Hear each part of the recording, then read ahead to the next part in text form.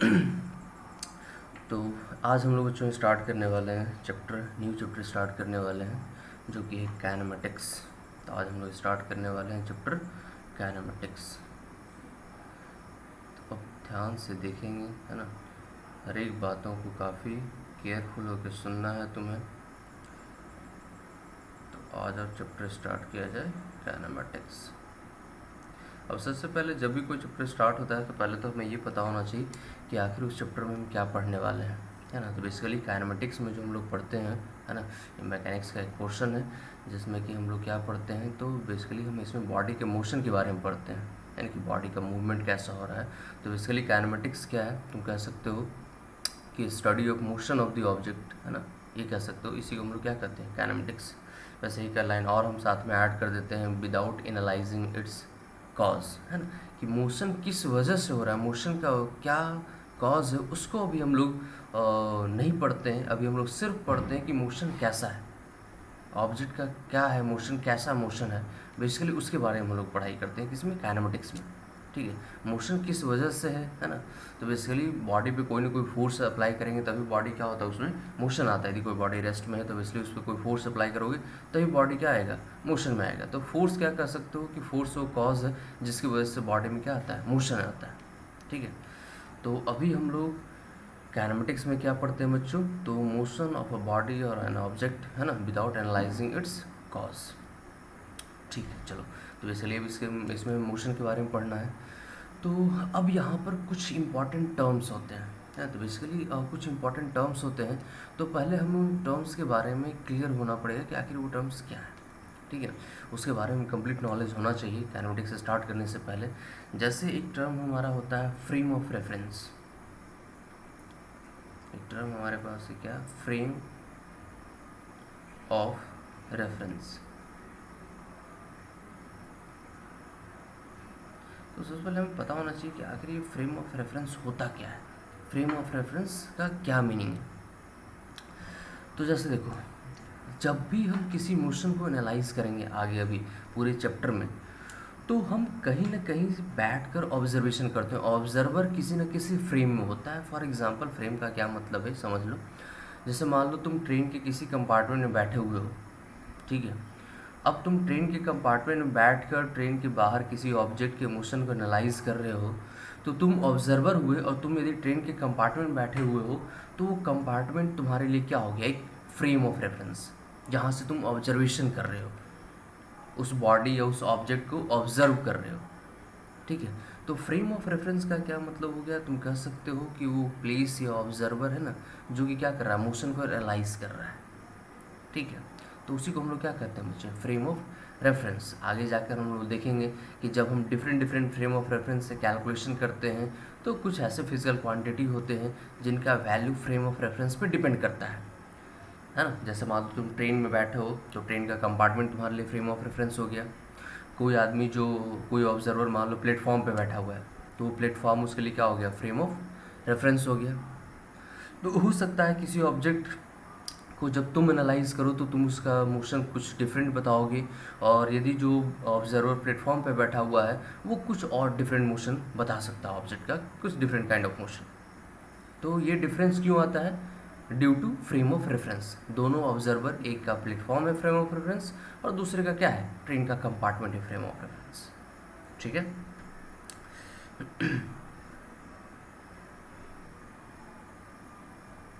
ठीक है। तो फ्रेम ऑफ रेफरेंस, तो फ्रेम ऑफ रेफरेंस को तुम डिफाइन कर सकते हो, हम बोल देते हैं, तुम वीडियो पॉज करके लिख लेना। फ्रेम ऑफ रेफरेंस को डिफाइन कैसे करेंगे बच्चों, तो कह सकते हो इट इज़ द प्लेस और ऑब्जर्वर, है ना, with respect to which the motion of the body analyzed, है ना।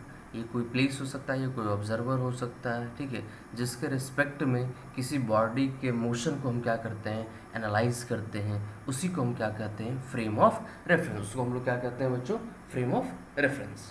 ठीक है, ओके। तो ये हुआ फ्रेम ऑफ रेफरेंस। तो यहाँ तक बात समझ में आ गया, फ्रेम ऑफ रेफरेंस का बहुत ही इंपॉर्टेंट रोल होगा बच्चे आगे जब हम लोग पढ़ेंगे, है ना।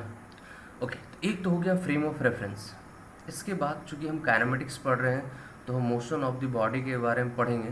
तो यहाँ पर दो टर्म आता है। एक टर्म आता है कब हम कहेंगे कि कोई ऑब्जेक्ट रेस्ट में है, और कब हम कहेंगे कि कोई ऑब्जेक्ट जो है वो मोशन में है? कैसे हमें पता चलता है कि कोई ऑब्जेक्ट रेस्ट में है या कोई कोई ऑब्जेक्ट मोशन में है, कैसे पता चलता है? तो इसे हम लोग पहले से पढ़ते आए हैं, ठीक है। जैसे हम किसी भी ऑब्जेक्ट को रेस्ट में कब कहते हैं? जब, जैसे मान लो हम ऑब्जर्वर हैं, मेरे लिए कोई ऑब्जेक्ट रेस्ट में कब होता है? जब जिस ऑब्जेक्ट को हम देख रहे हैं यदि उस ऑब्जेक्ट का पोजीशन, क्या पोजीशन, टाइम के साथ यदि चेंज नहीं हो रहा हो मेरे रेस्पेक्ट में, तो मेरे लिए वो ऑब्जेक्ट क्या है? रेस्ट में। देखो हम यहाँ पे बार बार कह रहे हैं मेरे रेस्पेक्ट में, तो मेरे लिए वो रेस्ट में है। इसका मतलब है कि एक ही ऑब्जेक्ट यदि डिफरेंट फ्रेम ऑफ रेफरेंस से ऑब्जर्व किया जाए तो हो सकता है किसी ऑब्जेक्ट को तुम किसी फ्रेम से देखो तो रेस्ट में दिखे, और वही ऑब्जेक्ट यदि तुम किसी दूसरे फ्रेम से देखो तो मोशन में दिख सकता है। यानी कि रेस्ट एंड मोशन जो है वो एब्सोल्यूट टर्म है ही नहीं। हम कह ही नहीं सकते किसी ऑब्जेक्ट के बारे में कि हाँ ये ऑब्जेक्ट एकदम कम्प्लीटली रेस्ट में है, ऐसा नहीं कह सकते। जैसे कोई भी एग्जांपल तुम ले सकते हो, जैसे हम ट्रेन और प्लेटफॉर्म की बात कर रहे थे, तो जैसे मान लो कि तुम ट्रेन के कंपार्टमेंट में बैठे हुए हो, तुम्हारे सामने तुम्हारा फ्रेंड बैठा हुआ है, उसी ट्रेन के कंपार्टमेंट में तुम्हारे जस्ट सामने तुम्हारा फ्रेंड बैठा हुआ है, ठीक है। अब सोचो तुम कंपार्टमेंट बैठे हुए, तुम्हारे सामने तुम्हारा फ्रेंड बैठा है, तो तुम्हारे लिए तुम्हारा फ्रेंड जो तुम्हारे सामने बैठा है उस ट्रेन के कंपार्टमेंट में है, तुम्हारे सामने वाली सीट पे, तो वो हमेशा तुम्हारे लिए क्या है बच्चे? रेस्ट में। क्यों रेस्ट में है? क्योंकि तुम यहाँ बैठे हो, तुम्हारे सामने वो बैठा है, तो तुमसे जो उसका पोजीशन है, ये पोजीशन वो चेंज नहीं हो रहा है। जितने डिस्टेंस पे बैठा था है ना, जिस लोकेशन पे बैठा है तुम्हारे रिस्पेक्ट में, वो हमेशा उसी लोकेशन पे प्रेजेंट है, तो तुम क्या कहते हो? वो रेस्ट में है। बट सोचो एक आदमी जो बाहर प्लेटफॉर्म पे बैठा हुआ है और मान लो ट्रेन चल रही है, तो ट्रेन खड़ी हो या ट्रेन चल रही हो, तुम्हारे लिए तो तुम्हारा फ्रेंड हमेशा वहीं पोजीशन पे होगा, उसका पोजीशन कभी तुम्हारे रिस्पेक्ट में चेंज नहीं होगा, तो वो हमेशा तुम्हारे लिए क्या है? रेस्ट में। तुम हमेशा क्या कहोगे? तुम्हारा फ्रेंड जो तुम्हारे सामने वाली सीट पे बैठा है वो हमेशा क्या था? रेस्ट में। बट सोचो जो बंदा बाहर प्लेटफॉर्म पे बैठा है और ट्रेन यदि चल रही है, तो उस प्लेटफॉर्म पे बैठे हुए बंदे को यदि हम ऑब्जर्वर बनाते हैं तो, और उसको कहते हैं तुम्हारे फ्रेंड को देखने के लिए, तो वो तो देखेगा कि तुम्हारे फ्रेंड और उसका जो पोजीशन है तुम्हारे फ्रेंड का उस प्लेटफॉर्म पे बैठे हुए बंदे के रिस्पेक्ट में, वो तो क्या होगा? चेंज हो रहा होगा, क्योंकि ट्रेन चल रही है। तो जैसे जैसे ट्रेन आगे बढ़ती जाएगी तो वो प्लेटफॉर्म पे जो बंदा बैठा है उसके रिस्पेक्ट में तुम्हारा फ्रेंड जो होगा दूर जाता जाएगा। तो प्लेटफॉर्म पे बैठा हुआ बंदा तुम्हारे फ्रेंड को कहेगा रेस्ट में, तुम अपने फ्रेंड को कहोगे, सॉरी, प्लेटफॉर्म पे बैठा बंदा तुम्हारे फ्रेंड को कहेगा मोशन में, और तुम अपने फ्रेंड को क्या कहोगे? रेस्ट में। तो एक ही ऑब्जेक्ट तुम्हारा फ्रेंड जब तुम ऑब्जर्व कर रहे हो तो तुम कह रहे हो कि वो रेस्ट में है, और जो प्लेटफॉर्म पे आदमी बैठा है जब वो ऑब्जर्व कर रहा है तो वो क्या कह रहा है? मोशन। तो देख रहे हो एक ही ऑब्जेक्ट रेस्ट में भी हो सकता है, मोशन में भी हो सकता है, डिपेंड करता है तुम कहाँ से उसको ऑब्जर्व कर रहे हो। तो रेस्ट एंड मोशन ये कोई एब्सोल्यूट टर्म नहीं है, ये एक रिलेटिव टर्म है। ये हमेशा हम जब कहते हैं कि हाँ ये ऑब्जेक्ट रेस्ट में है, तो किसी न किसी फ्रेम के रिस्पेक्ट में वो रेस्ट में होता है। जनरली हम लोग ज़्यादातर केसेस में हम लोग ग्राउंड के रिस्पेक्ट में जो ऑब्जेक्ट हमें रेस्ट में दिखता है हम मान लेते हैं कि वो क्या है? रेस्ट में। जैसे अभी हम बैठे हैं चेयर पे, तो तुम ये भी हमें देख रहे होगे, तुम्हें लग रहा होगा क्या हम रेस्ट में हैं। बट सोचो जो आदमी हमें इस प्लानेट के बाहर से देख रहा होगा, अर्थ के बाहर से कहीं से देख रहा होगा, तो अर्थ तो साथ में रोटेट कर रहा है, तो अर्थ के साथ साथ हम भी क्या हो रहे हैं? रोटेट हो रहे हैं, तो हम उसके लिए क्या हो जाएंगे? मोशन। बट हम लोग यहाँ पर जो भी कैलकुलेशन करते हैं, तो जो ऑब्जेक्ट अर्थ के रिस्पेक्ट में रेस्ट में होता है उसे हम क्या मानते हैं? रेस्ट में, ठीक है। तो अब रेस्ट और मोशन को कैसे डिफाइन करोगे? ये तो 9th वगैरह में भी डिफिनेशन पढ़ते हो, है ना। डेफिनेशन कैसे डिफाइन कर दोगे बच्चे? इसको तुम सिंपली डिफाइन कर सकते हो, है ना, कि तुम ऐसा कह सकते हो कि if position of a body, है ना, does not changes with respect to a frame of reference, with respect to a frame of reference with time, तब हम क्या कहेंगे कि वो जो ऑब्जेक्ट है या जो बॉडी है वो उस फ्रेम ऑफ रेफरेंस के रिस्पेक्ट में क्या है? रेस्ट में। और यदि उस बॉडी का है ना, पोजीशन चेंज हो रहा हो उस फ्रेम ऑफ रेफरेंस के रिस्पेक्ट में टाइम के साथ, तो वो बॉडी क्या कहलाएगा, मोशन। तो हम लोग यहाँ पर 3 टर्म देखे, frame of reference, rest and motion. Frame of reference वैसे जब हम लोग लॉज ऑफ मोशन पढ़ेंगे तो वहाँ पे फिर से मिलने वाला है inertial and non inertial frame of reference. बहुत ज़्यादा टफ नहीं है बच्चे, इनर्शियल और नॉन इनर्शियल 2 टाइप में इसको डिवाइड किया गया फ्रेम ऑफ रेफरेंस को, inertial and non inertial frame of reference. Inertial frame of reference किसको कहते हैं, वैसा फ्रेम, जैसे देखो वैसा फ्रेम जो रेस्ट में हो या कांस्टेंट वेलोसिटी से मूव कर रहा हो। वैसा फ्रेम जो रेस्ट में हो या कांस्टेंट वेलोसिटी से मूव कर रहा हो, वैसे फ्रेम को कहते हैं हम इनर्शियल। और जो फ्रेम एक्सेलरेटेड मोशन में होता है उसको हम कहते हैं नॉन इनर्शियल। वैसे बहुत ज़्यादा टेंशन मत लो, इनर्शियल नॉन इनर्शियल फ्रेम का अभी यहाँ पर काइनेमेटिक्स में यूज़ नहीं होगा, ये जब हम लोग लॉज ऑफ मोशन पढ़ेंगे वहाँ पे इसका एप्लीकेशन होगा। ठीक है, तो वहाँ पे फिर से हम लोग एक बार इसको डिटेल में देखेंगे। खैर यहाँ तक आ गया frame of reference, rest and motion, इतना क्लियर है। अब इसके बाद जब ऑब्जेक्ट मोशन में होगा बेसिकली हमें वही पढ़ना है। अब मोशन भी बहुत टाइप का होता है, यूनिफॉर्म, नॉन यूनिफॉर्म, सर्कुलर, है ना, बहुत टाइप के मोशन होते हैं। तो बेसिकली अब हमें वही सारे मोशंस यहाँ पे पढ़ने हैं। तो मोशन की जैसे हम बात करते हैं बच्चों, तो अब यहाँ पर बात आता है 1 dimensional motion, 2 dimensional motion. Basically हमें यही 2 टाइप के मोशन पढ़ने हैं, 1D motion and 2D motion. तो हम लोग स्टार्ट करेंगे 1 डायमेंशनल मोशन से और फिर चलेंगे कहाँ पर, 2 डायमेंशनल मोशन। अब सबसे पहले हमें समझना होगा कि ये 1 डायमेंशनल मोशन और 2 डायमेंशनल मोशन होता क्या है। What is the difference between 1 dimensional motion and 2 dimensional motion. ये अब तक तो बहुत सारे बच्चों में 99% बच्चे इस बात को गलत समझ के रखे होते हैं। अब तक जो समझते हैं 1 डायमेंशनल मोशन और 2 डायमेंशनल मोशन, वो गलत है। क्या समझ के रखो, जैसे तुम्हें भी यदि 1 डायमेंशनल मोशन पूछा जाए तो क्या कहते हैं बच्चे कि जब मूवमेंट किसी एक एक्सिस के अलॉन्ग हो रहा हो, जैसे मान लो हम यहाँ पे एक्सिस बनाते हैं, ये एक्स एक्सिस और ये है वाई एक्सिस, ठीक है। तो किसी बच्चे से पूछोगे 1 डायमेंशनल मोशन कौन सा होगा भाई, तो वो कहेगा कि यदि बॉडी जैसे मान लो या तो इधर ऐसे इस पाथ पे ऐसे जा रहा हो एक्स एक्सिस के अलॉन्ग, या फिर वाई एक्सिस के अलॉन्ग ऐसे जा रहा हो, तो ये मोशन कैसा है, दोनों 1 डायमेंशनल मोशन। कई बार बच्चे क्या कहते हैं कि यदि कोई एक कोऑर्डिनेट चेंज हो रहा हो, या सिर्फ एक्स या सिर्फ वाई या सिर्फ जेड, कोई एक कोऑर्डिनेट में यदि चेंज हो रहा हो या किसी एक एक्सिस के अलॉन्ग मूवमेंट हो रहा है, दोनों एक ही बात है। अब तक जो तुम्हें डिफिनेशन पता होता है या कई जगह पे बता भी दिया जाता है, ऐसा ही बताया जाता है, अब तक शायद तुम्हें ऐसा बताया भी गया होगा 1 डायमेंशनल मोशन, कि यदि सिर्फ एक कोऑर्डिनेट चेंज हो रहा हो या सिर्फ किसी एक एक्सिस के अलॉन्ग मूवमेंट हो रहा हो तो उसको कहेंगे 1 डायमेंशनल मोशन। और जब दोनों कोऑर्डिनेट चेंज हो रहा हो तो 2 डायमेंशनल मोशन। जैसे यदि हम यहाँ पे ये एक्सिस बनाए ऐसे, ये एक्स एक्सिस और ये वाई एक्सिस, ठीक है, और ये जो मोशन है ऐसा, ये, तो इसमें तो देखो दोनों कोऑर्डिनेट चेंज हो रहा होगा, देख रहे हो, एक्स कोऑर्डिनेट भी चेंज हो रहा है और वाई कोऑर्डिनेट चेंज हो रहा है। तो क्या इस मोशन को हम 2 डायमेंशनल मोशन कह देंगे, हो रहा है जी। इसमें देखो इस पाथ पे यदि पार्टिकल चल रहा होगा, ये जो पाथ हमने ड्रॉ किया है, इस लाइन पे यदि पार्टिकल चल रहा होगा तो उसका एक्स और वाई दोनों कोऑर्डिनेट बदल रहा होगा। यहाँ पर ठीक है, यहाँ पर इसमें देखो सिर्फ एक्स कोऑर्डिनेट चेंज हो रहे हैं, वाई कोऑर्डिनेट में कोई चेंजेस नहीं। इस लाइन पे जब पार्टिकल चल रहा होगा तो सिर्फ वाई कोऑर्डिनेट चेंज हो रहा होगा, ठीक है। तो जब एक कोऑर्डिनेट चेंज होता है तो हमें लगता है कि 1 डायमेंशनल मोशन है।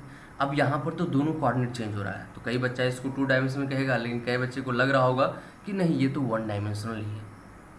बट तुम्हारे डिफिनेशन के अकॉर्डिंग जो तुम कहते हो कि दोनों कोऑर्डिनेट यदि चेंज हो रहा है तो 2 डायमेंशनल, और यदि एक्स वाई जेड ऐसा मूवमेंट है हमारा कि हमारा एक्स वाई जेड तीनों कोऑर्डिनेट चेंज हो रहा हो, मतलब स्पेस में ऐसा मूवमेंट हो रहा हो, तीनों कोऑर्डिनेट यदि चेंज हो रहा हो तो हम उसको क्या कह देते हैं, 3 डायमेंशनल मोशन। बट ये डेफिनेशन पूरी तरह से कॉन्सेप्ट गलत है बच्चे, इस कॉन्सेप्ट को आज एकदम भूल जाओ, ख़त्म करो।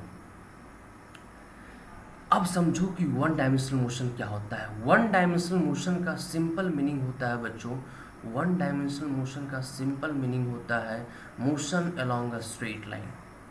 Motion along a straight line को कहते हैं हम 1 dimensional motion. Simple, motion along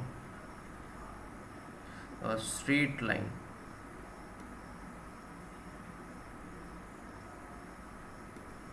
बात समझ में।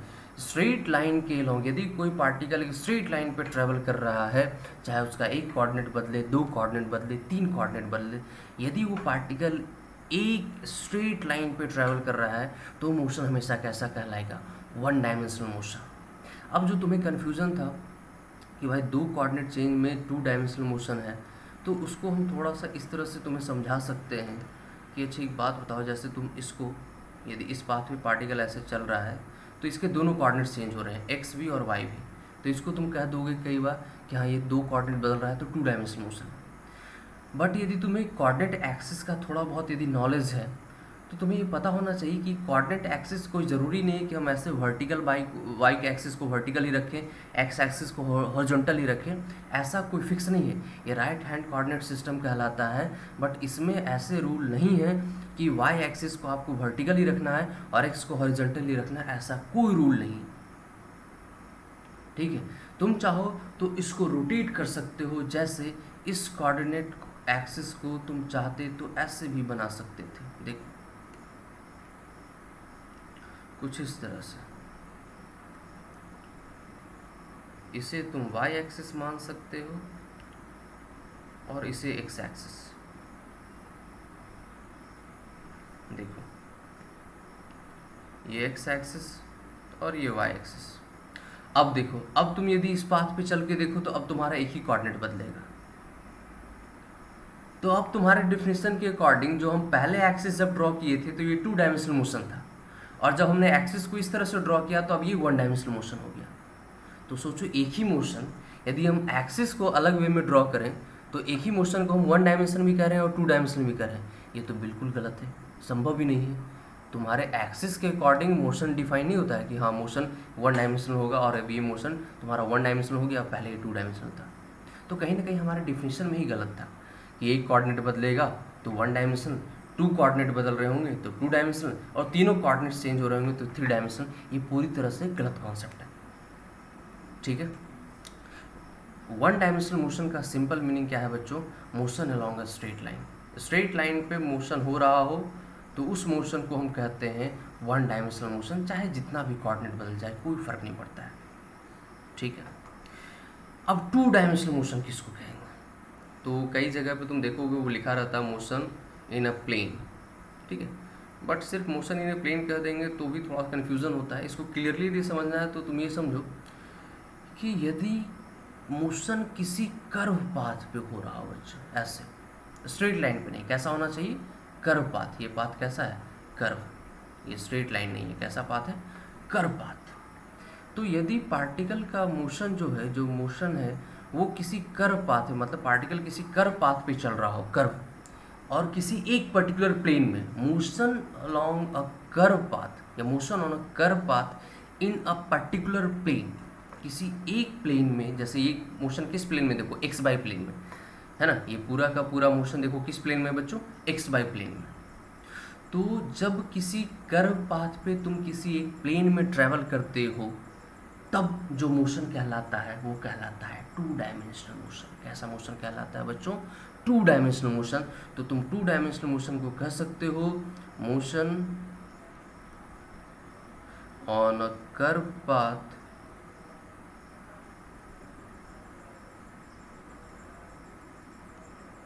इन अ पर्टिकुलर प्लेन।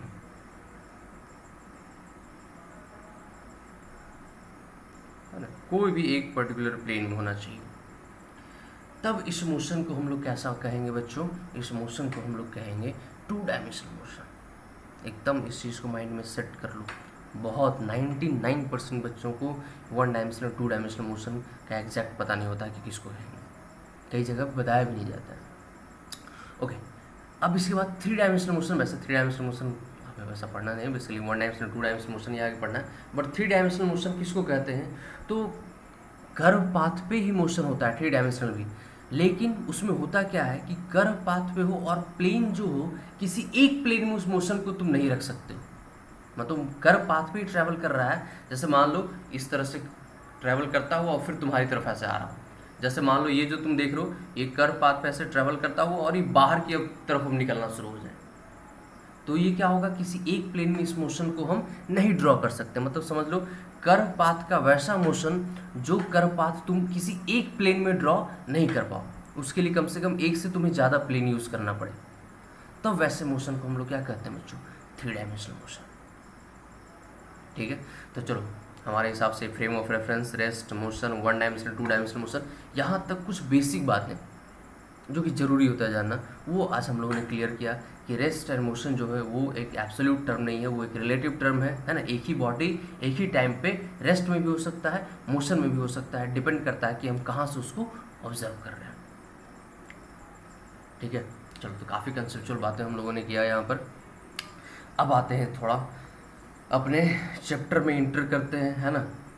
ये वैसे चैप्टर की बात है, बेसिक बातें थी। अब हम लोग थोड़ा जहाँ से कैलकुलेशन वगैरह स्टार्ट होगा, आते हैं जरा उस पोर्शन में जहाँ पे कि हमें पढ़ने होंगे kinematics variables.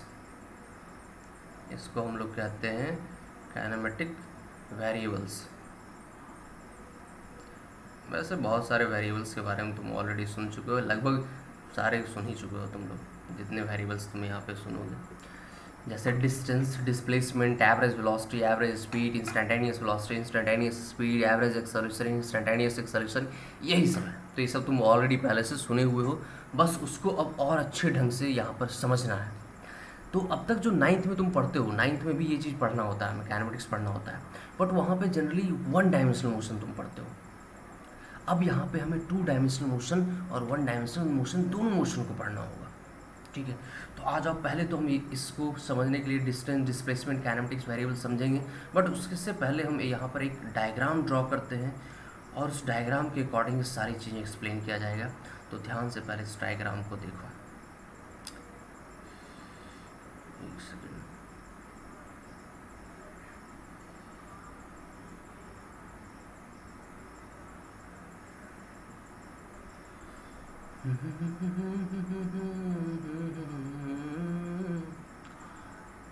X axis, Y axis. ठीक है, अभी हम लोग 2 डायमेंशनल मोशन लेकर चल रहे हैं, 3 डायमेंशनल तो वैसे भी हमें पढ़ना भी नहीं है।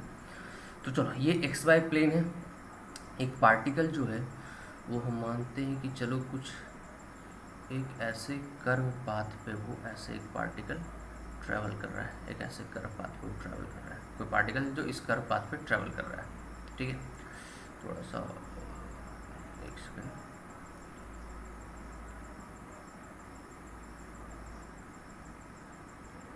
एक ऐसा कर्व पाथ है ना, इस कर्व पाथ पे मान लो कोई पार्टिकल ट्रैवल कर रहा है, ये पाथ ऑफ द पार्टिकल।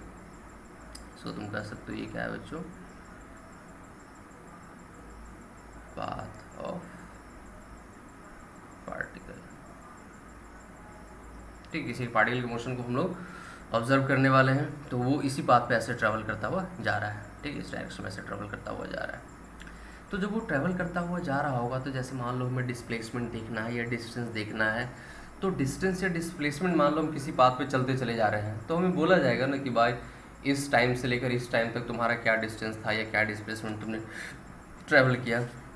तो चलो मान लेते हैं वो कहीं ना कहीं से स्टार्ट हुआ होगा, जैसे मान लो वो इस पॉइंट से स्टार्ट हुआ है ना, या फिर मान लेते हैं किसी टाइम पे वो इस पॉइंट पे था, ये पॉइंट है मान लेते हैं P1, इस पॉइंट का कोऑर्डिनेट्स मान लेते हैं x कोऑर्डिनेट x1 है और y कोऑर्डिनेट क्या है बच्चों, y2।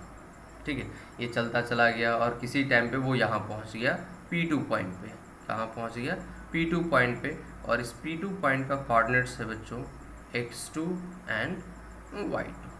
ठीक है, ओके, बिल्कुल सही, कोई दिक्कत वाली बात नहीं है।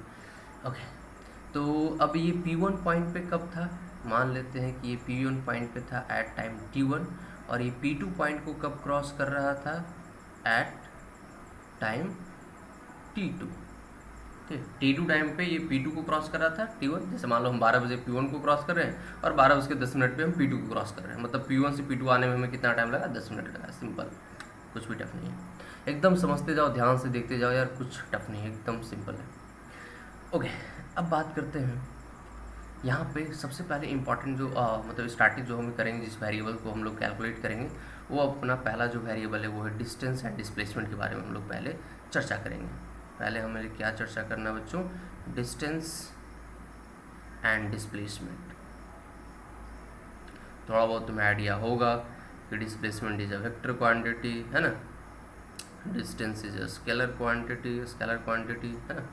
चलोगे, डिस्टेंस एंड डिस्प्लेसमेंट, पहले इसके बारे में चर्चा करेंगे।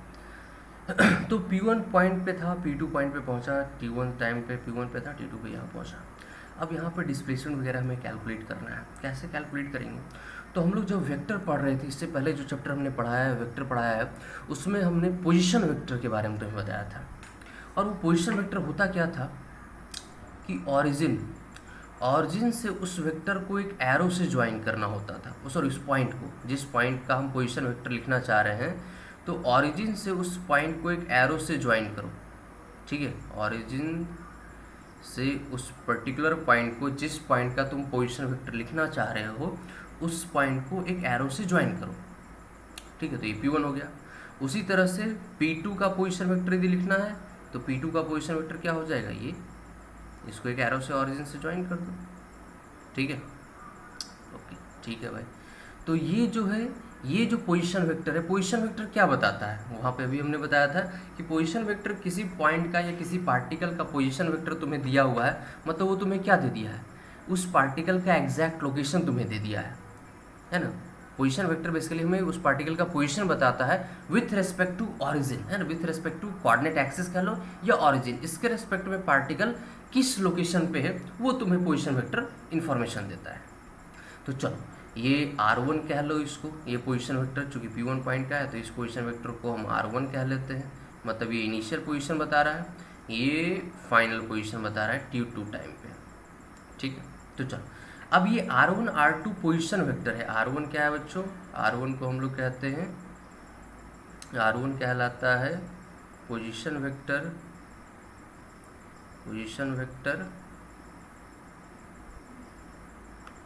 ऑफ पॉइंट P1, और जो R2 हो गया ये क्या हो जाएगा, पोजीशन वेक्टर, है ना, किस पॉइंट का, P2 पॉइंट का। ओके, अब ये R1 R2 लिखना बहुत आसान है, कोई टफ नहीं है। जिस पॉइंट का कोऑर्डिनेट हमें पता है ना, जिस पॉइंट का हमें कोऑर्डिनेट पता है, जैसे इसका x coordinate x1, y coordinate y1, तो इसका पोजीशन वेक्टर लिखना बहुत ज़्यादा टफ नहीं है, सिंपल। कैसे लिखते हैं बच्चों, यदि तुम्हें याद है वेक्टर जो तुम पढ़े हो, तो x कोऑर्डिनेट i कैप, है ना, तो x1 i cap plus y1 j cap, simple. Origin के रेस्पेक्ट में ऐसे ही लिखते हैं पोजीशन वेक्टर, है ना।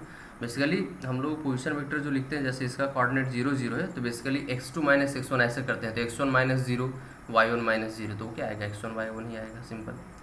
उसी तरह से ऑरिजिन के रेस्पेक्ट में यदि पॉइंट 2 का पोजीशन वेक्टर लिखना है तो क्या लिख दोगे, x2 y कैप और plus y2 j cap, simple. तो ये पोजीशन वेक्टर तो हमने लिख लिया, बट हमें फाइंड क्या करना है बच्चों, डिस्प्लेसमेंट एंड डिस्टेंस। तो आ जाओ जरा डिस्प्लेसमेंट देखते हैं, डिस्प्लेसमेंट क्या है। तो डिस्प्लेसमेंट हम लोग पढ़े हैं, डिस्प्लेसमेंट ये हम जानते हैं, डिस्प्लेसमेंट को डिफाइन कैसे करते हैं।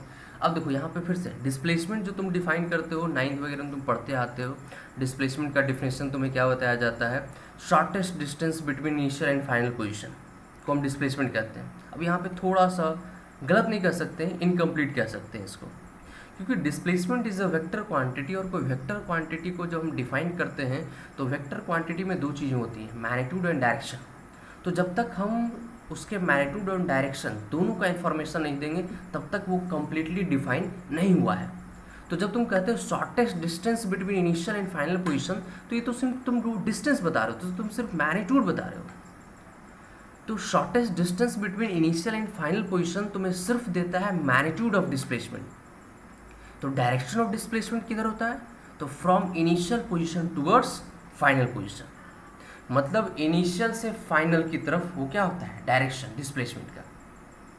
तो कंप्लीट डिफिनेशन में तुम इस तरह से मैग्नीट्यूड ऑफ डिस्प्लेसमेंट लिखोगे, जो तुम कहते हो, तुम इस तरह से कहोगे कि magnitude of displacement is the shortest distance between initial and final position, ठीक है, and direction is from initial position towards final position. ये हुआ कंप्लीट डिफिनेशन। ओके, तो अब हम यदि P1 से P2 पे आए हैं तो डिस्प्लेसमेंट वेक्टर कैसे ड्रॉ करोगे, तो बस इनिशियल और फाइनल को क्या करना है, एक एरो से ज्वाइन कर देना है। ये देखो, ये जो वेक्टर हमने ड्रॉ किया, ये वेक्टर ये है अपना displacement vector from initial to final, P1 से P2 की तरफ ये जो हमने वेक्टर ड्रॉ किया, ये कौन सा वेक्टर है बच्चों? Displacement vector, direction from initial towards final. And ये जो लेंथ होगा इस एरो का, ये जो लेंथ है, ये मैग्नीट्यूड ऑफ डिस्प्लेसमेंट तुम्हें देगा। तो चलो ये डिस्प्लेसमेंट वेक्टर है, इसको चलो हम लोग नाम दे देते हैं डेल्टा आर वेक्टर। इसको हम लोग क्या नाम देते हैं बच्चों? Delta R vector. Delta R vector. तो ये डेल्टा आर वेक्टर है क्या बच्चों? ये डेल्टा आर वेक्टर क्या है? ये है डिस्प्लेसमेंट। ये क्या रिप्रेजेंट कर रहा है? Displacement between. तो जब भी डिस्प्लेसमेंट कैलकुलेट करने के लिए कहा जाता है तो एक टाइम इंटरवल में, तो बिटवीन T1 एंड T2, इस टाइम के इंटरवल के बीच में जो डिस्प्लेसमेंट है वो कितना है? Delta R vector. ठीक है भाई। तो अब ये कैलकुलेट कैसे किया जाए, ये इंपॉर्टेंट पॉइंट है कि कैलकुलेट कैसे किया जाए। तो तुम ध्यान से यदि यहाँ पर देखो तो तुम्हें एक ट्रायंगल दिख रहा है OP1P2, OP1P2 एक ट्रायंगल तुम्हें दिख रहा है। तो अकॉर्डिंग टू ट्रायंगल्स लॉ जो हम वेक्टर में पढ़े हैं, according to triangles law of vector addition है ना, ट्रायंगल्स लॉ के अकॉर्डिंग हम यहाँ पर एक इक्वेशन लिखना सीखे थे। दो कंटिन्यूस साइड का सम जो होता था, है ना, दो कंटिन्यूस साइड जो कि सेम सेंस में होंगे, उसका सम थर्ड साइड की इक्वल होता था जो कि अपोजिट सेंस में होता था। तो यहाँ पर तुम ध्यान से देखो तो कंटिन्यूस साइड वो तुम्हें कौन सा दिख रहा है? R1 vector plus delta R vector. ये क्या है? दो कंटिन्यूस साइड है। तो हम लोग यदि अकॉर्डिंग टू ट्रायंगल्स लॉ यदि हम इक्वेशन लिखना चाहें तो वो इक्वेशन क्या बनेगा? वो इक्वेशन बनेगा बच्चों R1 vector plus delta R vector equals to R2 vector. ये अपना इक्वेशन फॉर्म होगा। अब यहाँ से यदि हमें डेल्टा आर वेक्टर डिफाइन करना है तो ये कैसे कैलकुलेट करोगे? R2 vector minus R1 vector. ठीक है। अब R2 R1 तो हम लोग ऑलरेडी कैलकुलेट कर चुके हैं, तो वैल्यू बस यहाँ पे पुट कर दो, R1 R2 का वैल्यू पुट कर दो, तुम्हारे सामने तुम्हारा डिस्प्लेसमेंट वेक्टर आ चुका है। तो R2 क्या है? x2 i cap plus y2 j cap minus x1 i cap plus y1 j cap. तो जब सब्ट्रैक्ट करोगे तो कुछ ऐसा हो जाएगा, x2 minus x1 i cap plus y2 minus y1 j cap. ठीक है। ये हमें क्या दे रहा है? Displacement vector. मतलब ये इक्वेशन तुम्हें डिस्प्लेसमेंट के मैग्नीट्यूड के साथ साथ डायरेक्शन भी दे दिया है। ये सिंपल है बच्चे। मान लो हमें कहता है कि एक पार्टिकल 1,2 इस पॉइंट से चला गया 3,4 पे, तो बताओ डिस्प्लेसमेंट कितना हुआ? सिंपल, बस x2 minus x1 I cap plus y2 minus y1 J cap. इसमें देखो आई कैप जे कैप आ रहा, मतलब डायरेक्शन भी हमारे सामने है और इसका मैग्नीट्यूड भी हमारे सामने है। तुम चाहो तो मैग्नीट्यूड ऑफ डिस्प्लेसमेंट फाइंड कर सकते हो, डेल्टा आर का मैग्नीट्यूड निकालो। तो वेक्टर में ये सब तो हम पढ़े हैं कि कैसे मैग्नीट्यूड कैलकुलेट करना है। तो रूट अंडर x कंपोनेंट का स्क्वायर प्लस y कंपोनेंट का स्क्वायर। तो यहाँ पे x कंपोनेंट क्या है? जो आई कैप के साथ होता है, यानी कि x2 माइनस x1 क्या है? x component of displacement vector plus y2 minus y1 क्या है बच्चों? y component of displacement vector. तो ये क्या देगा? मैग्नीट्यूड ऑफ डिस्प्लेसमेंट, मतलब ये लेंथ बिटवीन P1 और P2 के बीच का जो शॉर्टेस्ट डिस्टेंस है, बेसिकली वो शॉर्टेस्ट डिस्टेंस दे रहा है। अब देखो ये फार्मूला तुम्हें देखा देखा लग रहा होगा, मैथमेटिक्स में पढ़ते हो, डिस्टेंस फार्मूला, दो कोऑर्डिनेट्स के बीच का ये डिस्टेंस, x2 माइनस x1 आई का प्लस y2 माइनस y1 जी का। तो सीधी भाई, तो जब हम लोग डिस्प्लेसमेंट का जो मैग्नीट्यूड फाइंड करते हैं तो वही तो फाइंड करते हैं, ये डिस्टेंस ही तो फाइंड कर रहे हैं ये। तो ऑब्वियसली बात है कि सेम ही आना चाहिए। तो देखो आया भी, क्या बता रहा समझ में? तो यहाँ से हमने डिस्प्लेसमेंट वेक्टर कैलकुलेट किया। कई बार क्वेश्चन में क्या पूछ देता है कि बताओ ये डिस्प्लेसमेंट वेक्टर एक्स एक्सिस से कितना एंगल बना रहा है या वाई एक्सिस से कितना एंगल बना रहा है। ठीक है। अब ऐसा यदि पूछ दिया जाए तो कैसे कैलकुलेट करोगे?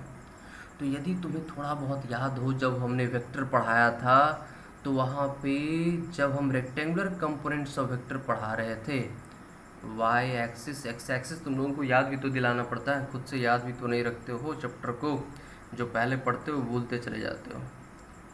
जैसे एक वेक्टर ये था वेक्टर p, ठीक है, तो इसका x कंपोनेंट इसको हम लोग px कहते थे, और इसका जो y कंपोनेंट होता था बच्चों है ना, इसको हम लोग py कहते थे, y कंपोनेंट। और ये एंगल यदि x एक्सिस से थीटा बना रहा है तो याद करो tan theta equals to y component of vector upon x component of vector. Vector में पढ़े ऐसा लिखने का वजह भी है कि जब दो कंपोनेंट और उसके रिजल्टेंट को हम मिलाते हैं तो एक ट्रायंगल फॉर्म होता है। ट्रायंगल फॉर्म में तो ही बताया गया है ना। तो देखो ये px और py को तुम स्लाइड करके यहाँ लेकर आ जाओ, ट्रांसलेशन से वेक्टर में कोई चेंज नहीं आता है, तो इसको हम py वेक्टर कह सकते हैं। ये सब बताया हुआ है वेक्टर में, ठीक है। तो देखो एक राइट एंगल ट्रायंगल बन गया, tan theta equals to perpendicular by base, तो py बाई px लिख सकते हैं। तो अब यहाँ से हमें पूछ दे कि डिस्प्लेसमेंट जो वेक्टर है वो एक्स एक्सिस से कितना एंगल बना रहा है ना। तो हम यहाँ पे डायरेक्ट लिख सकते हैं tan theta equals to y2 minus y1 इसका y component upon x2 minus x1 ये एंगल। तो यहाँ पे थीटा क्या है बच्चों, ये कह सकते हो angle between displacement vector and x axis, ठीक है। तो इस तरह से हम लोग डिस्प्लेसमेंट फाइंड करते हैं। सिंपली तुम चाहो तो इसको ऐसे भी कर सकते हो, डिस्प्लेसमेंट r2 माइनस r1। तो r2 क्या था, इसका फाइनल पोजीशन, r1 क्या था, इनिशियल पोजीशन। तो डिस्प्लेसमेंट को हम कई बार ऐसे भी डिफाइन करते हैं, simple final position minus initial position. ये भी डिस्प्लेसमेंट का एक डिफिनेशन है, final position minus initial position. तो वो तो तुम्हें ये मैथमेटिकल एक्सप्रेशन भी तुम्हें यही बता रहा है, final position minus initial position. Coordinates यदि दिए रहेंगे तो इस टर्म में हम लोग फाइंड कर लेते हैं। तो ये हम लोग इस तरह से, अब ये चलेगा डिस्प्लेसमेंट। देखो तुम जो 9th में डिस्प्लेसमेंट फाइंड करना सीखे थे है ना, तो वो 1 डायमेंशनल था, शॉर्टेज डिस्टेंस देख लेते थे ऐसे है ना कि क्या है। जैसे मान लो पार्टिकल यहाँ से ऐसे चला, ऐसे घूम के यहाँ आ गया, डिस्प्लेसमेंट क्या होगा भाई, तो ये इनिशियल और फाइनल के बीच का ही गया। यहाँ भी ये चीज़ें देखेंगे, पर थोड़ा सा भी 2 डायमेंशनल केस चलने लगा है ना, थोड़ा सा डिफरेंस। ओके, तो यहाँ तक डिस्प्लेसमेंट हम लोगों ने कैलकुलेट कर लिया। अब बात करते हैं डिस्टेंस। तो भाई साहब ये डिस्टेंस कौन सा क्वांटिटी है यहाँ पर, तो डिस्टेंस को कैसे डिफाइन करते हो। डिस्प्लेसमेंट तो तुम डिफाइन कर दिए है ना, या final position minus initial position कह लो, या magnitude of displacement is shortest distance from initial position and final position between initial and final position and direction is from initial to final, ऐसा कह सकते हो। डिस्टेंस को कैसे डिफाइन करोगे, तो डिस्टेंस को हम लोग डिफाइन करते हैं, it is the total length of path. जिस पाथ पे तुम चल रहे हो उस पाथ का टोटल लेंथ, वो कहलाता है डिस्टेंस। मतलब हम इस पाथ के थ्रू चल रहे हैं ना, तो इस पाथ का जो लेंथ होगा, लेंथ बोले तो यहाँ से इस P1 पॉइंट से, इस पॉइंट से लेकर यहाँ तक का ये जो लेंथ है बच्चों, यहाँ तक का ये जो लेंथ है, ये लेंथ कहलाएगा तुम्हारा डिस्टेंस। ये डेल्टा एस से, चलो यदि हम इसको रिप्रेजेंट कर रहे हैं तो ये कहलाएगा डिस्टेंस, डिस्टेंस बिटवीन है ना T1 एंड T2। तो उसके लिए तुम्हें अब सोचो, यदि हमें डिस्टेंस कैलकुलेट करना है तो हम किस पाथ पे चल रहे हैं, उस पाथ पे टोटल लेंथ जो ट्रैवल किए वो हमें मतलब कह सकते हो कैलकुलेट करना पड़ेगा। तो वो तो हम तभी कैलकुलेट कर पाएंगे जब हमें पाथ पता होगा कि हम किस पाथ पे ट्रैवल कर रहे हैं। यदि हमें पाथ ही नहीं पता होगा तो हम कैसे कैलकुलेट कर सकते हैं लेंथ ऑफ पाथ। यानी कि डिस्टेंस, 2 पॉइंट के बीच क्या डिस्टेंस है वो डिपेंड करता है तुम किस पाथ के थ्रू जा रहे हो, है ना। जैसे अब सिंपल इसको यदि हम समझना चाहें तो जैसे मान लो 2 पॉइंट बनाते हैं, एक है पॉइंट ए और दूसरा पॉइंट है यहाँ पर बच्चों बी। दूसरा पॉइंट क्या है, बी। तो ए से बी तक क्या डिस्टेंस ट्रेवल करना पड़ेगा, वो तो डिपेंड करता है तुम किस पाथ के थ्रू जा रहे हो। मान लो तुम ऐसे चल के यहाँ पहुँचे, ठीक है, तो डिस्टेंस, इसका लेंथ कैलकुलेट कर लो। किसी आदमी को मन किया तो वो ऐसे इधर से घूमता फिरता है ना यहाँ पहुँचा, तो इस केस में डिस्टेंस कुछ और ही आएगा, इस केस में डिस्टेंस कुछ और ही आएगा। दोनों पाथ है ना, ये पाथ 1 मान लेते हैं, ये पाथ 2 मान लो, तो तुम पाथ 2 के थ्रू जाओ, डिस्टेंस ज़्यादा ट्रैवल करना पड़ेगा, पाथ 1 के थ्रू जाओ, डिस्टेंस कम ट्रैवल करना पड़ेगा। यानी कि डिस्टेंस कितना हुआ है वो डिपेंड करता है किस पाथ के थ्रू जा रहे हो। मतलब दो ही पॉइंट के बीच infinite number of different path हो सकते हैं, तो इनफाइनाइट नंबर ऑफ डिस्टेंसेस हो सकते हैं। क्लियर है? ए से बी तक जाने के लिए तुम इनफाइनाइट नंबर ऑफ अलग अलग पाथ तुम्हारे पास होगा, और अलग अलग पाथ से जाओगे अलग अलग डिस्टेंस मिलेगा। तो ये दो ही पॉइंट के बीच डिस्टेंस काफ़ी सारे हो सकते हैं। बट डिस्प्लेसमेंट तो भैया एक ही होगा। इस इनिशियल और फाइनल को एक स्ट्रेट लाइन से ज्वाइन कर दीजिए, इनिशियल और फाइनल को एक स्ट्रेट लाइन से ज्वाइन कर दीजिए, यही है डिस्प्लेसमेंट। तो डिस्प्लेसमेंट तो एक ही होगा, बस ये बात आ रहा समझ में। ये जो थर्ड पाथ है ये तुम्हें डिस्प्लेसमेंट का मैग्नीट्यूड। तो तुम इस पाथ के भी थ्रू जाओ या इस पाथ के थ्रू जाओ, डिस्प्लेसमेंट पे कोई फर्क नहीं पड़ता है। यदि हमें दो पॉइंट के बीच डिस्प्लेसमेंट पता करना हो कि find out the displacement between A and B, तो तुम किस पाथ के थ्रू गए हो इससे कोई मतलब नहीं है। सीधा इनिशियल एंड फाइनल पोजीशन को ज्वाइन करना होता है एक स्ट्रेट लाइन से, और उसका जो लेंथ होगा वही कहलाएगा मैग्नीट्यूड ऑफ डिस्प्लेसमेंट। सॉरी। तो इनिशियल और फाइनल पोजीशन के बीच का ये जो डिस्टेंस होगा वो कहलाएगा मैग्नीट्यूड ऑफ डिस्प्लेसमेंट। तो ये तो बच्चे एक ही होगा। दो पॉइंट को तुम किसी एक ही स्ट्रेट लाइन से ज्वाइन कर सकते हो, ऐसा नहीं कि और दो चार हो सकता है, ऐसा नहीं हो सकता है। मतलब दो पॉइंट के बीच डिस्प्लेसमेंट सिर्फ एक हो सकता है, डिस्टेंस बहुत सारे हो सकते हैं। एक पॉइंट तो ये हुआ, ठीक है, ओके। और डिस्टेंस डिपेंड करता है तुम किस पाथ के थ्रू चल रहे हो। मतलब डिस्टेंस जो है वो पाथ पे डिपेंड करता है, बट डिस्प्लेसमेंट पाथ पे डिपेंड नहीं करता। अब ये सारे पॉइंट्स लिख लेना जो तुम्हें लगे, लिखते चले जाना कि distance depends on path.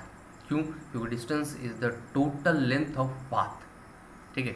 Displacement है जो इंडिपेंडेंट ऑफ पाथ होता है, displacement is independent of path, magnitude of displacement is independent of path, okay.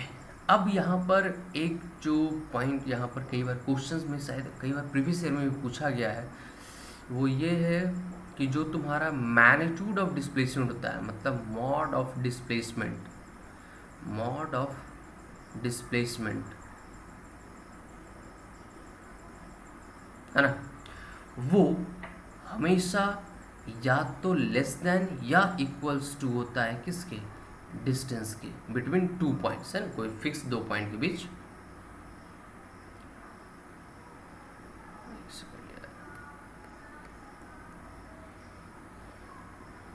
ठीक है, तो जो डिस्प्लेसमेंट का मैग्नीट्यूड होगा वो हमेशा लेस देन या इक्वल टू होगा डिस्टेंस के। क्या स्टेटमेंट ट्रू है या फॉल्स? ऑब्वियसली बात है ये ट्रू है, तुम यहाँ से देख सकते हो बच्चों। जैसे मान लो हम पाथ 1 के थ्रू जा रहे हैं या पाथ 2 के थ्रू जा रहे हैं, तो इस केस में डिस्टेंस का यदि तुम देखोगे तो डिस्टेंस ज़्यादा होगा, बट डिस्प्लेसमेंट तो हमेशा यही ए बी होगा। डिस्प्लेसमेंट का मैग्नीट्यूड तो हमेशा ये ए बी ही होगा। तो यदि तुम पाथ 1 के थ्रू जा रहे हो तो तुम्हारा डिस्टेंस ज़्यादा है, डिस्प्लेसमेंट कम है। पाथ 2 के थ्रू भी जा रहे हो तो तुम्हारा डिस्टेंस ज़्यादा है क्योंकि पाथ का लेंथ ज़्यादा है, बट डिस्प्लेसमेंट कम है। यदि तुम पाथ 3 के थ्रू चले गए तो उस केस में देख डिस्टेंस भी वही हो जाएगा और डिस्प्लेसमेंट भी वही हो जाएगा। तो जब हम किसी स्ट्रेट लाइन पे चल रहे होंगे तो हमारा डिस्टेंस एंड डिस्प्लेसमेंट का मैग्नीट्यूड एंड डिस्टेंस दोनों क्या रहेगा? सेम, जब हम स्ट्रेट लाइन पे एक ही डायरेक्शन में जा रहे होंगे तो। ठीक है, तो या तो क्या हो रहा है कि डिस्टेंस एंड डिस्प्लेसमेंट का मैग्नीट्यूड सेम हो रहा है या डिस्टेंस ज़्यादा हो रहा है, तो वही स्टेटमेंट यहाँ पे लिखा हुआ है। कई बार इसको एग्ज़ाम में वो ऐसा ना लिखकर कुछ ऐसे रेशियो दे देता है कि ratio of displacement magnitude of displacement and distance, ये रेशियो क्या होगा? तो ये रेशियो या तो लेस देन इक्वल्स टू क्या होगा? 1 होगा, सिंपल। अब इसको रिवर्स कर देगा तो ग्रेटर देन इक्वल्स टू 1 हो जाएगा। तो कई बार ये क्वेश्चंस पूछे जाते हैं। अब क्या डिस्टेंस कभी नेगेटिव हो सकता है? नहीं, distance is a scalar quantity. Distance कैसा है बच्चों? एक स्केलर क्वांटिटी होता है। डिस्टेंस कभी भी नेगेटिव नहीं हो सकता है, ये बात एकदम माइंड में सेट कर लो। ज़ीरो हो सकता है ना, हम कहीं चले ही नहीं, वहीं रुके हैं, खड़े हैं, बैठे हुए वहीं पे रेस्ट में हैं, तो हमारा डिस्टेंस क्या हो जाएगा? ज़ीरो।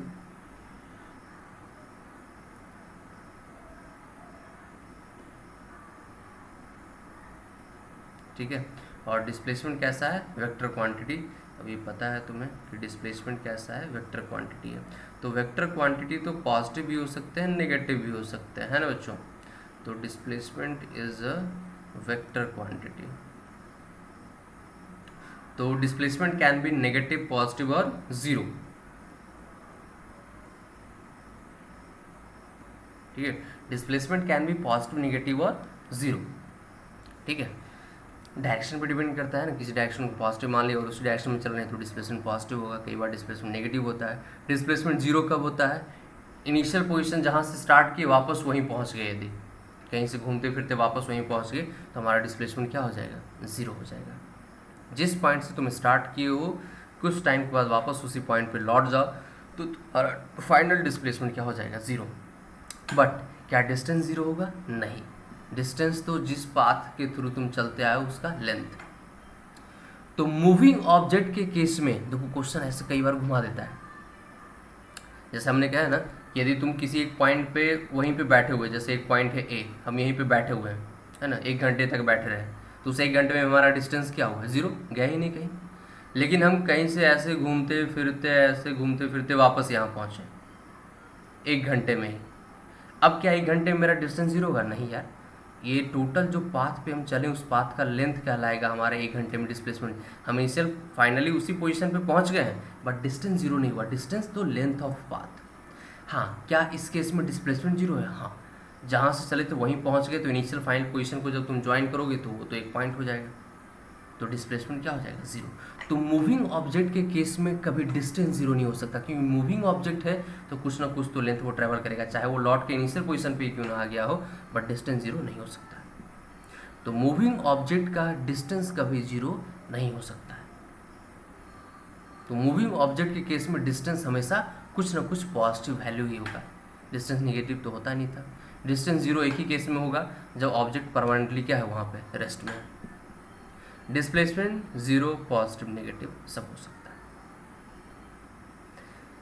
क्या अब बताओ यहाँ तक क्या कन्फ्यूज़न है या पूरी तरह से क्लियर है कॉन्सेप्ट। वैसे तो हमारे हिसाब से पूरा क्लियर होना चाहिए, काफ़ी एक्सप्लेन किया गया है। क्या चलो हम लोग डिस्टेंस, डिस्प्लेसमेंट ये सब देखे यहाँ पर। अब आगे बढ़ते हैं, इसी से रिलेटेड अगला टर्म है अपना average velocity and average speed. Calculation वहीं पे करेंगे बच्चों। डिस्टेंस डिस्प्लेसमेंट में कैलकुलेशन क्या है, 2 कोऑर्डिनेट दिया रहेगा और माइनस करना है, वो सब आएगा एवरेज वेलोसिटी एवरेज स्पीड में, टेंशन मत लो।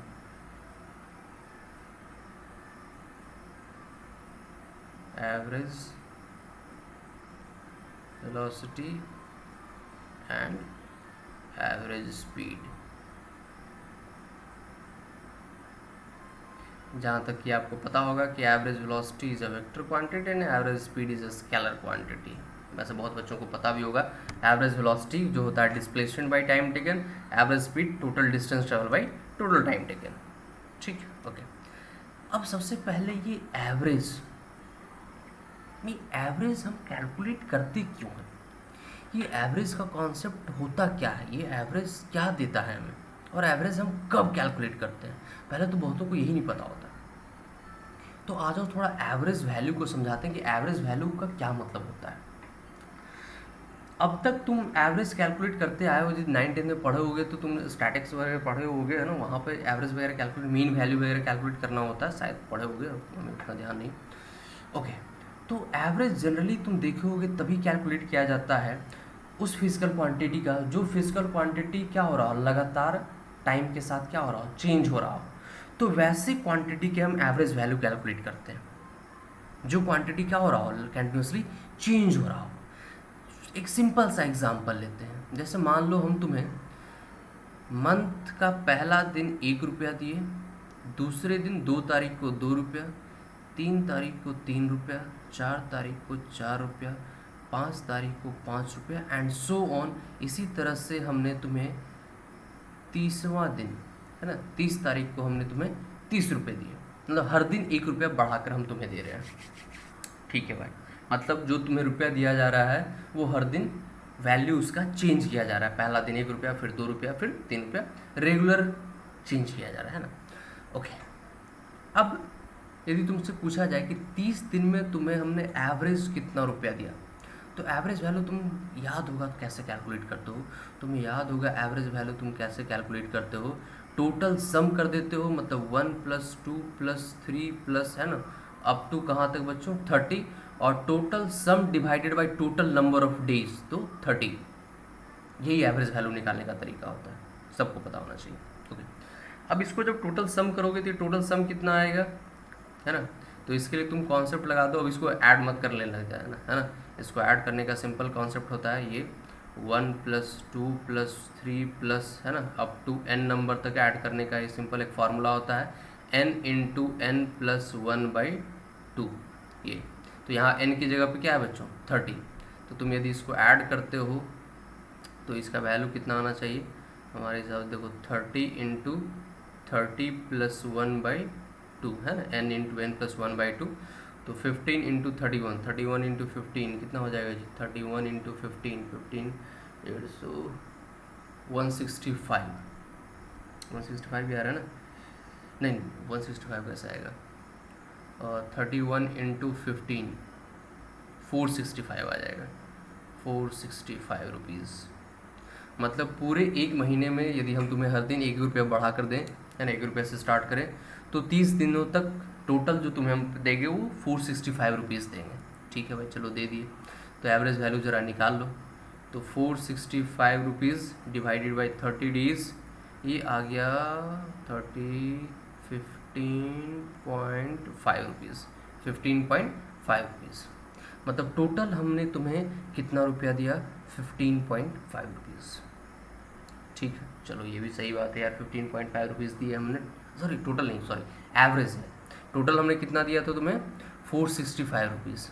अब ये एवरेज 15.5 रुपीज़ का क्या मतलब है, सोचो क्या मतलब है इसका। सिंपल मीनिंग ये है कि यदि तुम्हें 30 दिनों तक हर दिन, हम पहला दिन भी 15.5, दूसरा दिन भी 15.5, तीसरा दिन भी 15.5 एंड सो ऑन, 30 दिनों तक तुम्हें हम इसी तरह से हर दिन 15.5 रुपीज़ भी देते, तो फाइनली टोटल 30 दिन में हम तुम्हें 465 रुपीज़ देते।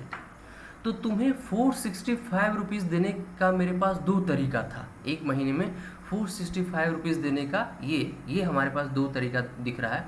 एक तरीका क्या हमने लगाया कि हम हर दिन तुम्हें डिफरेंट वैल्यूज़ दे रहे हैं, आज 1, फिर कल 2, फिर कल 3, फिर 4, फिर 5, हर दिन 1 रुपया बढ़ाकर, ठीक है, हर दिन 1 रुपया बढ़ाकर तुम्हें हर दिन डिफरेंट वैल्यूज़ दे रहे हैं। टोटल हमने 30 दिन में 465 दिया।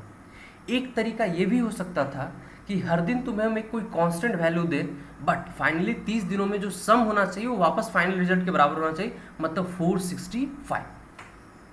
तो समझ रहे हो एवरेज वैल्यू का क्या मतलब है। एवरेज वैल्यू थोड़ा सा काम को आसान कर दिया कि अब हर दिन अलग अलग रुपया दे, अब हर दिन 1 रुपया, फिर 2 रुपया, फिर 3 रुपया, फिर 4 रुपया, है ना। इससे अच्छा है कि अब एक कांस्टेंट वैल्यू हम फिक्स कर लें कि हर दिन तुम्हें हम 15.5 मतलब 15.5 रुपया तुम्हें हर दिन देंगे, 15.5 रुपीज़ हर दिन देंगे, तो भी तुम्हें एक महीने में कितना मिल जाएगा, 465 रुपीज़। तो यही कॉन्सेप्ट है एवरेज। एवरेज का मतलब होता है कि यदि कोई फिजिकल क्वांटिटी किसी इंटरवल में कंटिन्यूसली चेंज हो रहा है, तो एक इंटरवल में जो हमें एक फाइनल आउटकम मिला, एक रिजल्ट मिला, अब उसको यदि प्रैक्टिकली समझना चाहते हो तो तुम ए पॉइंट से स्टार्ट किए चलना और बी पॉइंट पे पहुँचे, और तुम अपने स्पीड को कंटिन्यूसली चेंज कर रहे हो। मान लो तुम मोटरसाइकिल से स्टार्ट किए और एक्सीलरेटर देते जा रहे हो, तो मोटरसाइकिल का स्पीड क्या होगा, बढ़ता जाएगा बढ़ता जाएगा, मतलब तुम्हारा जो स्पीड है वो कंटिन्यूसली क्या हो रहा है, चेंज हो रहा है। ठीक है, तो अब मान लो कि तुम ये 10 किलोमीटर जो है 1 घंटे में ट्रैवल किए, 10 किलोमीटर 1 घंटे में ट्रैवल किए, ठीक है, बट तुम्हारा स्पीड लगातार क्या हो रहा था, बदल रहा था, ठीक, एक्सेलरेटेड मोशन में थे, तो भी तुम 1 घंटे में 10 किलोमीटर ट्रैवल कर गए। अब सोचो हम ऐसा करते कि मोटरसाइकिल को हम स्टार्ट ही करते 10 किलोमीटर पर आवर से, और उसी कांस्टेंट स्पीड से उसको चलाते रहते पूरे पाथ पे, ए से लेकर बी तक हम उसी 10 किलोमीटर पर आवर से चलते, तो भी हम 1 घंटे में ए से बी पे पहुंच जाते। मतलब दोनों केस में अपना फाइनल आउटकम सेम है, ए से बी पे पहुंचना है 1 घंटे में।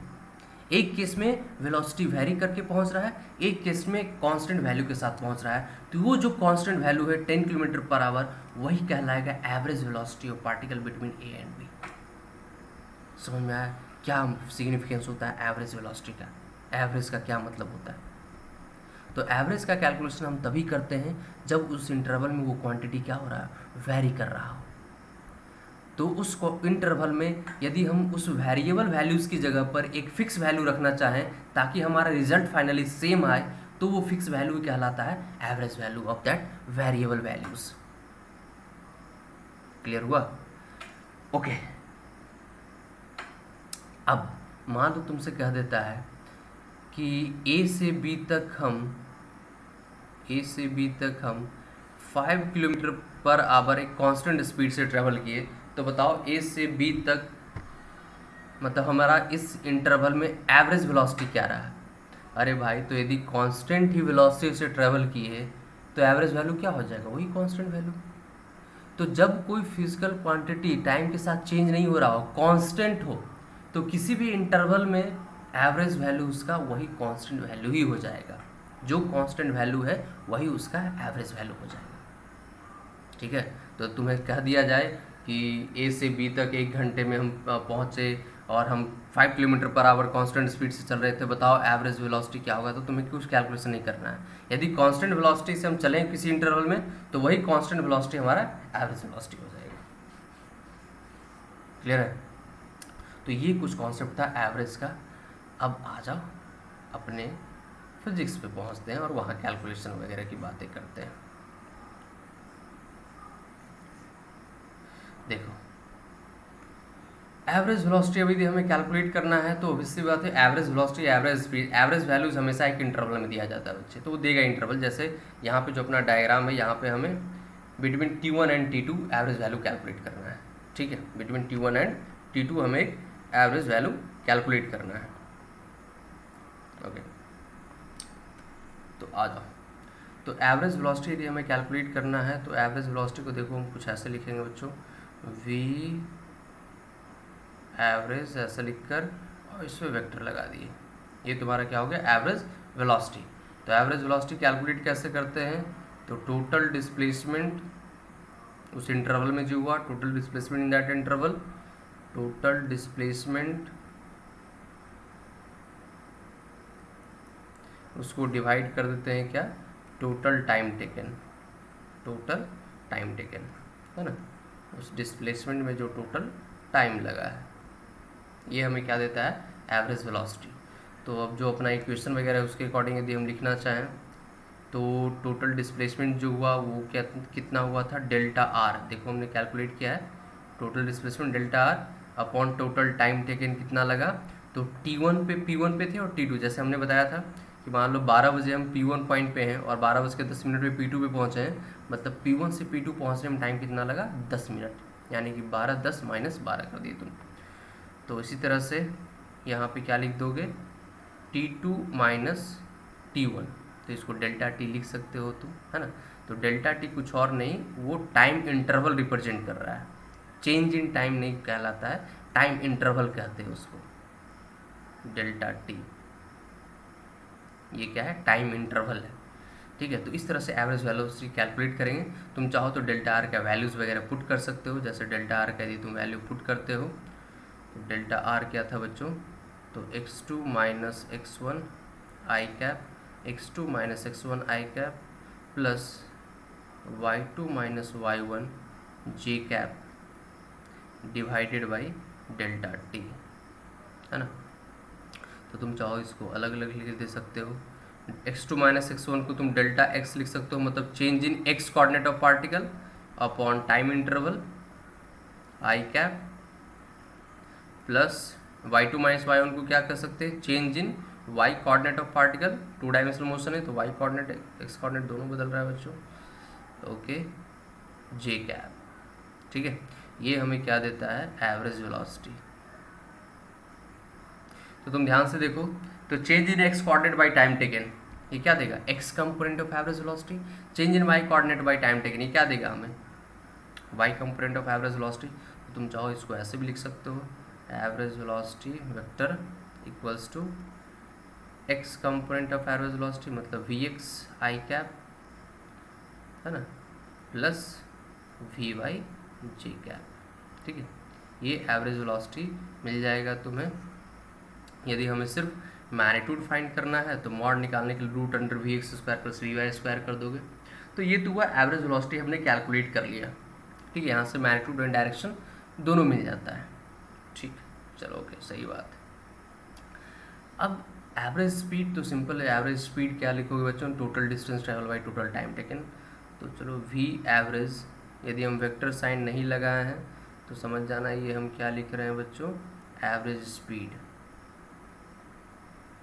ठीक है, एवरेज स्पीड कैसे लिखोगे, total distance by total time taken. और टोटल डिस्टेंस निकालने के लिए तो बच्चों पाथ हमें पता होना चाहिए, तभी हम टोटल डिस्टेंस कैलकुलेट कर पाएंगे। टोटल डिस्टेंस जैसे तुमसे पूछ दिया एवरेज स्पीड, तो तुम्हें उस क्वेश्चन में पाथ ढूंढना स्टार्ट कर देना, पाथ तुम्हें पता होना चाहिए, total distance by total time taken.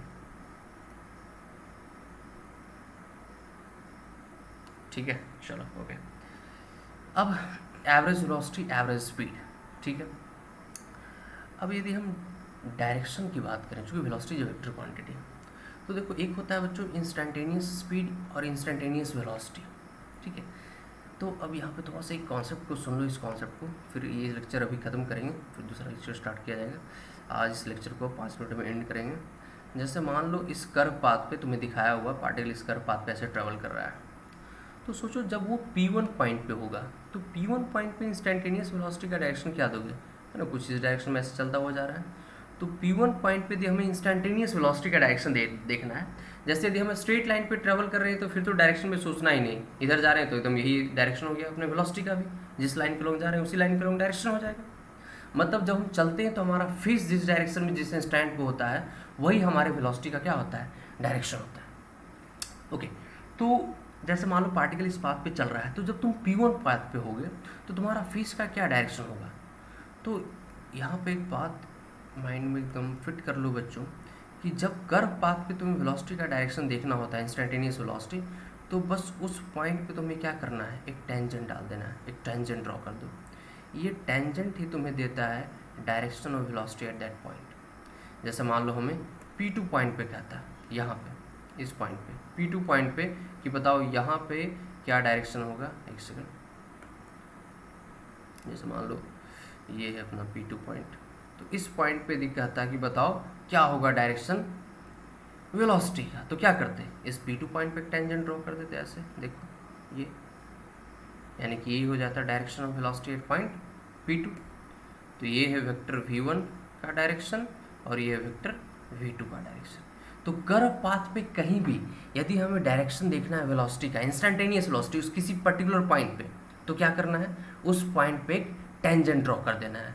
वो टेंजेंट का डायरेक्शन तुम्हें क्या देगा, direction of instantaneous velocity at that particular point. Straight line पे तो सिंपल है, जिस लाइन के लॉन्ग जा रहे हो वही लाइन क्या हो जाएगा, डायरेक्शन भी। बट कर्व पे ऐसा नहीं होता है, मतलब कर्व पाथ पे जब हम चल रहे होते हैं तो हमारे वेलोसिटी का डायरेक्शन कंटिन्यूसली क्या हो रहा होता है, चेंज हो रहा होता है। आगे यूनिफॉर्म नॉन यूनिफॉर्म मोशन जब पढ़ोगे तो इस पॉइंट का बहुत इंपॉर्टेंट रोल होगा वहाँ पर। तो ठीक है, ये तो इंस्टेंटेनियस वेलोसिटी, हमें किसी पॉइंट पे देखना है इंस्टेंटेनियस वेलोसिटी, वहाँ क्या कर दिए, टेंजेंट ड्रॉ कर दिए। बट एवरेज वेलोसिटी का डायरेक्शन कैसे दिखाओगे, एवरेज वेलोसिटी का क्या डायरेक्शन होना चाहिए। तो ध्यान से देखो, average velocity equals to displacement vector divide by time taken. तो ये टाइम तो एक स्केलर क्वांटिटी है, तो एवरेज वेलोसिटी किसके वेक्टर, डेल्टा आर वेक्टर।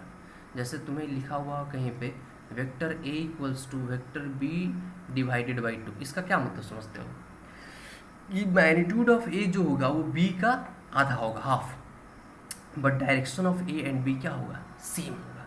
तो सेम तो यही वही चीज़ तो यहाँ पे भी है, टाइम तो वही होगा, है ना, ये तो स्केलर क्वांटिटी हो गया। तो एवरेज वेलोसिटी का वही डायरेक्शन होगा जो इस डिस्प्लेसमेंट वेक्टर का डायरेक्शन होगा। एकदम इस बात को सेट कर लो दिमाग में कि direction of average velocity between 2 point is same as the direction of displacement between those 2 points. तो हम लोग एवरेज वेलोसिटी का डायरेक्शन कैसे देखेंगे, तो जो डिस्प्लेसमेंट का डायरेक्शन होगा, और 2 पॉइंट के बीच डिस्प्लेसमेंट का डायरेक्शन कैसे देखते हैं, तो इनिशियल पॉइंट को फाइनल पॉइंट से ऐसे ज्वाइन कर देते हैं, यही हमें देता है क्या, डायरेक्शन ऑफ डिस्प्लेसमेंट, या कह सकते हो यही देगा हमें डायरेक्शन ऑफ एवरेज वेलोसिटी। इसको वेलोसिटी वेक्टर नहीं लिख देना, ये डेल्टा आर वेक्टर है, बट ये हमें क्या दे सकता है, ये दे सकता है, एक सेकेंड, यही हो जाएगा क्या, direction of average velocity vector, average velocity vector. तो तुम इस पॉइंट को लिख लेना, direction of instantaneous velocity at any point on a curve path, कैसे कैलकुलेट करना है बच्चों, है ना, is along the tangent to that point, is along tangent to that point, but average velocity between 2 point is same as direction of average velocity between 2 point is same as the direction of displacement between those 2 points। दोनों statement को लिखना बच्चे अच्छे से। तो चलो आज थोड़ा ये सब चीज़ें हम लोग देखे, distance, displacement, average velocity, average speed, ठीक है, इसका कैलकुलेशन वगैरह देखे कैसे करना है। अब नेक्स्ट क्लास में इससे रिलेटेड क्वेश्चंस देखेंगे, अच्छे अच्छे क्वेश्चंस, ठीक है। तो चलो इस लेक्चर को यहीं पे ख़त्म करते हैं।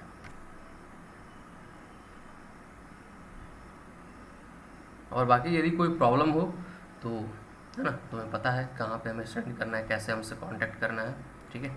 तो टेलीग्राम पे हमसे कांटेक्ट कीजिए, और फिर लाइव क्लासेस में डाउट क्लियर किया जाएगा, टेंशन नहीं लेना है। तो चलो फिलहाल आज के लिए यहीं तक।